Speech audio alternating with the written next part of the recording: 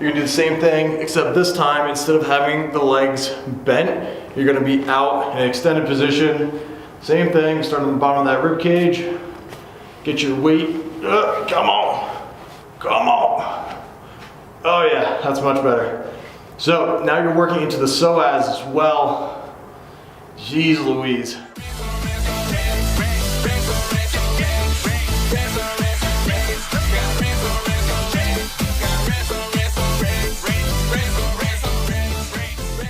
All right, tonight going over lower back pain. I just want to go over one thing that could help people sort of clear some of the pain, some of the restrictions when they're dealing with the low back. That's dealing with the QL, which is the quadratus lumborum. So the QL, you would think of it as a back muscle, but it's actually one of your abdominal muscles. It connects to the pelvis down here and then goes up, kind of connects from the backside of the pelvis up into the back of the rib cage. So the QL is necessary for, like, when it contracts, it pulls your lumbar spine into extension. So my QL are both, you have one on each side of the spine. My QL is contracted right now. So the reason I bring this up is because if people spend a lot of time in an anterior pelvic tilt, which is, if this is my neutral position, my hips tilt forward, that's putting my lumbar spine into extension. That means my QL is contracted and or shortening at the same time. So your body's really good at identifying sort of the positions you spend a lot of time in, and it's called adaptive shortening. So if you spend enough time, this happens a lot with the hip flexors as well, if you spend enough time in this position with the QL in a short position, they will just permanently shorten over time. In the same way that your hip flexors, if you spend a lot of time sitting every day, you get up and after many, many years, your hip flexors are actually, they've adapted to be shorter than they were, I don't know, before you started sitting so much. So I bring up the hip flexors and the QL together because, as you can probably guess, in this position, your hip flexors are short, so they're kind of pulling the pelvis down in that anterior pelvic tilt, and your QL is short, kind of pulling the backside of the hips up, just kind of locking you into this position. Then you try to get out of that position and your hip flexors are tight, that's going to be uncomfortable. And then your QL is also short, so trying to get out of that extended position, that's going to be painful as well. So a lot of times people will come up and ask me, they're like, what can I do to stretch my lower back? Not a ton, really. If it is an issue with the QL, again, when you're in this extended position, these muscles are contracted, your QL are working. So to get them to relax, you need to get into the opposite position, because tissues can only relax and contract. So if they're contracted here, getting into flexion of that lumbar spine, that's going to get those tissues to relax. But from here, how do you really stretch those tissues? It's kind of difficult to. I've seen people trying to do sort of stuff like this, reaching side to side, but you know, that's more of a lateral movement. And the QL does work on lateral flexion of the body, so something over here, I guess if you hunt around for long enough, you could probably get a little bit of a stretch through that low back. The problem is, it's really hard to get any sort of leverage in this position. Even if you try to use something like a band, it's really difficult to get levered up enough to get any sort of change in this position, even when you're really hunting around, intentionally getting yourself into flexion of that lumbar spine. So it makes sense to kind of work on those tissues before you try to stretch them. So again, QL, kind of working, if you just find that AS-IS joint in the front, that's that bony hip bone, kind of follow the iliac crest all the way around, just follow the track of your hip. Think about it right here, going up to sort of the bottom of the rib cage. It's important to basically know where those tissues are because you're going to be trying to work on them.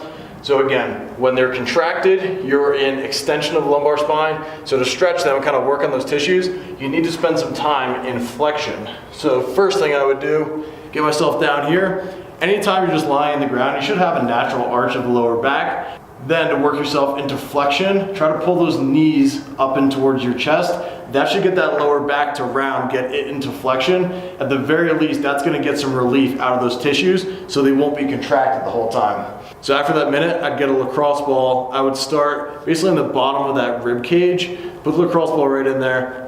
It is a little bit more narrow, the QL at the top, it gets a little bit wider as it goes down towards the hips, but it's unlikely you're really gonna miss and mess this thing up. So get a lacrosse ball in there. And again, starting off, you have that natural extension or that natural arch of your lower back. As you pull one knee in, you're gonna sort of flatten into that lacrosse ball. So I'd start off up here, slowly pull my knee in, As I load into those tissues, I'm gonna time the breathing.